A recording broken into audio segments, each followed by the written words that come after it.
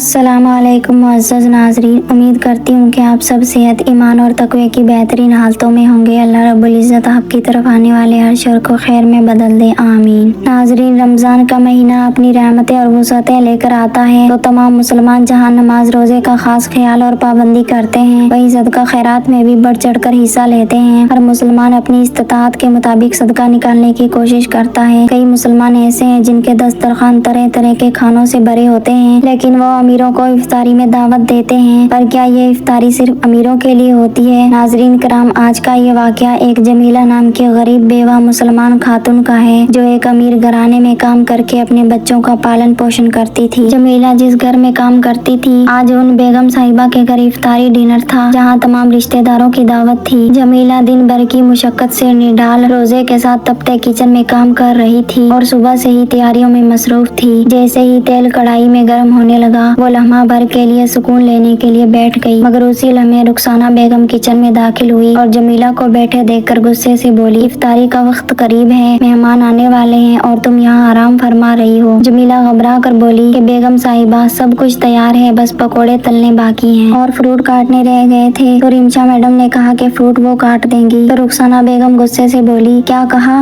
میری بیٹی روزے سے کام کرے گی؟ یہ ہرگز نہیں ہو سکتا، تم ہی یہ کام کرو۔ رخسانہ بیگم نے غصے سے کہا اور کچن سے نکل گئی۔ جمیلہ لمحہ بھر کے لیے سوچ میں پڑ گئی کہ روزہ تو میرا بھی ہے، میں بھی تو صبح سے کام کر رہی ہوں، مگر میرے لیے کوئی رعایت نہیں۔ مگر اس نے جلدی سے سر جھٹک کر اپنا کام مکمل کیا۔ افطاری سے چند لمحے پہلے جب دسترخوان طرح طرح کی نعمتوں سے اور کھانوں سے بھر چکا تھا تو جمیلہ نے گھر جانے کی اجازت مانگی۔ رخسانہ بیگم جو میک اپ کرنے میں مصروف تھی، بے دلی سے بولی، یہ برتن کون دھوئے گا؟ ابھی جا رہی ہو تو رات کو لازمی واپس آنا اور برتن دھونا۔ جمیلہ تھکن سے چور جیسے ہی اپنے پوسیدہ مکان میں داخل ہوئی، اس کے بچے دوڑتے ہوئے آئے، مگر اسے خالی ہاتھ دیکھ کر ان کی آنکھوں میں حیرت اور مایوسی تھی۔ بچوں نے کہا، اماں، تو نے تو کہا تھا کہ آج بڑی افطاری ہوگی، ہم خوش تھے کہ آج کچھ اچھا کھانے کو ملے گا، مگر تو خالی ہاتھ آئی ہے، اب ہم کیا کھائیں گے؟ جمیلہ نے لرزتی ہوئی آواز میں کہا، کچھ کھجوریں پڑی ہیں، پانی لے آؤ، ہم روزہ کھول لیتے ہیں، چلو جلدی کرو، اذان ہونے والی ہے۔ مگر جمیلہ کا بڑا بیٹا تڑپ کر بولا، اماں، افطاری تو روزے داروں کے لیے ہوتی ہے نا، تو کیا ہم روزے دار نہیں؟ اگر بیگم صاحبہ ہمارے لیے بھی کچھ بھیج دیتی تو کیا فرق پڑتا؟ یہ جملہ جمیلہ کے صبر کا بندھن توڑ گیا۔ آنکھوں میں آنسو بھر آئے، وہ بچوں کو سینے سے لگا کر بے اختیار رو پڑی اور کہا، ہاں بیٹا، یہ افطاری صرف امیروں کے لیے ہوتی ہے، وہیں کچھ دنوں کے لیے بھوکے رہتے ہیں، ہم تو سارا سال ہی بھوکے رہتے ہیں، ہمارے لیے نہ کوئی سحری ہے نہ کوئی افطاری ہے۔ اس واقعے سے ہماری کیا ذمہ داری سمجھ میں آتی ہے؟ یعنی جن لوگوں کو اللہ تعالیٰ نے خوشادہ رزق دیا ہے اور ان کو رزق کے ذریعے آزمایا ہے، ان کے مال میں غریبوں کا بھی حق ہے، مگر افسوس کہ اکثر لوگ غریبوں پر احسان کرنے کے بجائے ان کا حق مار کر فخر محسوس کرتے ہیں۔ یاد رکھیں، افطاری کی برکت تب ہے جب یہ سب کے لیے ہو، نہ کہ صرف مہمانوں کے لیے اور امیروں کے لیے۔ جو لوگ غریبوں کو شامل کیے بغیر دسترخوان سجاتے ہیں، وہ اصل روزے کی روح سے محروم رہتے ہیں۔ اگر اللہ نے آپ کو دیا ہے تو یہ آپ کی آزمائش ہے کہ آپ اسے بانٹتے ہیں یا نہیں۔ آئیے اس رمضان اپنے ارد گرد نظر دوڑائیں اور حقیقی خوشی ان چہروں پر بکھیرنے کی کوشش کریں جو ہماری طرف امید بھری نظروں سے دیکھتے ہیں۔ ناظرین، امید کرتی ہوں کہ ویڈیو آپ کو پسند آئی ہوگی۔ اس طرح کے اسلامک واقعات اور اسلامک نالج کے لیے ہمارے چینل کو سبسکرائب کر دیں۔ جزاک اللہ خیرا کثیرا۔